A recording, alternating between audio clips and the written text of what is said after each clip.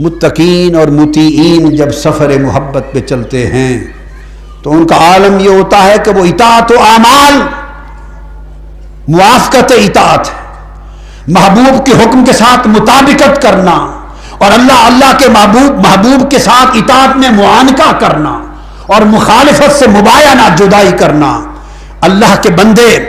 جب راہ محبت پہ سفر شروع کرتے ہیں تو اطاعت اور اعمال کے درخت اگاتے ہیں، اطاعت اور اعمال کے درخت اگاتے ہیں، اور درخت اگا کر اطاعت اور اعمال کو گناہ سمجھتے ہیں،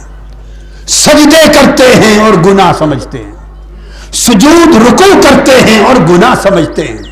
ساری رات دست بستہ محبوب کی بارگاہ میں کھڑے رہتے ہیں، قیام کرتے ہیں، اور جب ختم کرتے ہیں تو اس کو گناہ سمجھتے ہیں۔ ایک ولی تھے،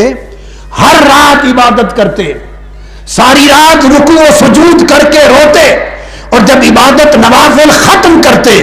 تو سجدے میں گر جاتے، اور سجدے میں گر کے دھاڑے مار کے روتے اور عرض کرتے مولا یہ جو تیرا گناہ کیا ہے مولا اس گناہ کو معاف کر دینا،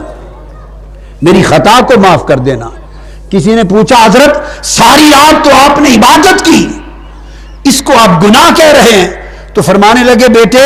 اس سے بڑا گناہ کیا ہے کہ میرا وجود اس قابل نہ تھا کہ اللہ کی بارگاہ میں کھڑا ہو سکتا، رات بھر اس وجود پلید کے ساتھ کھڑا رہا، گناہ ہے۔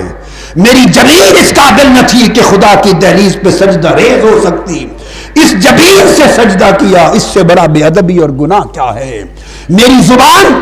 اس قابل نہ تھی کہ اللہ کا نام لے سکتی، ساری رات اس کا نام جپتا رہا، اس سے بڑا گناہ اور بے ادبی کیا ہے؟ تو اطاعت و اعمال کے درخت اگاتے ہیں اور ہر اطاعت کے عمل کو گناہ سمجھتے ہیں اور زار و قطار روتے ہیں۔ جب اپنے اعمال صالحہ کو بھی گناہ سمجھتے ہیں تو پھر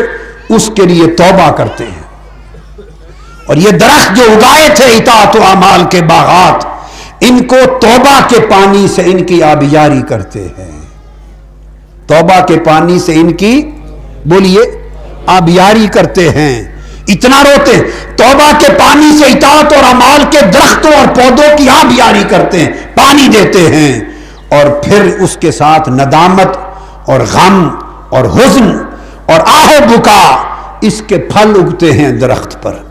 جب توبہ کا پانی ملتا ہے تو ندامت کے پھل اگتے ہیں درختوں پر،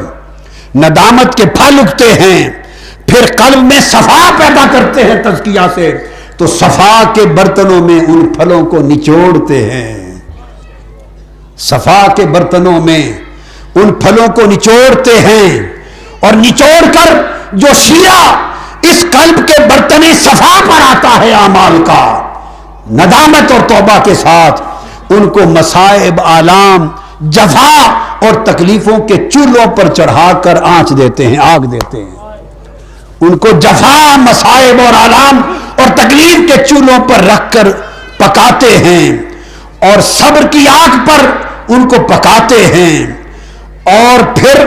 شیرہ بنتا ہے، اس میں اطاعت کی لذت اور حلاوت اور رضا کی لذت آتی ہے، تب اس شیرہ میں رضا کی لذت حلاوت آتی ہے، محبت کی چاشنی آتی ہے، اور جب چاشنی آتی ہے تو پھر وہ پی کر ان کی روحیں ان کے نفوس اور روحوں کو ملکوت کی طرف لے جاتی ہیں، پھر نفس ملکوت کا سفر کرتے ہیں، نفس ملکوت میں جاتے ہیں، اور پھر ان کے دل ملکوت کی وادی سے نکل کر جبروت کے ملک میں چلے جاتے ہیں، ان کے نفس ملکوت کی سیر کرتے ہیں، دل جبروت کی وادی میں جاتے ہیں، دل جبروت میں گھومتے ہیں، ان کی روحیں پھر لاہوت میں چلی جاتی ہیں، نفس ملکوت پہ رہتے ہیں، جسم دنیا کے ناسوت پہ رہتے ہیں، نفس ملکوت میں رہتے ہیں، دل جبروت میں رہتے ہیں، روحیں لاہوت میں رہتی ہیں، اور پھر جو اسرار باطن کے ہیں وہ عالم ہاہوت میں چلے جاتے ہیں،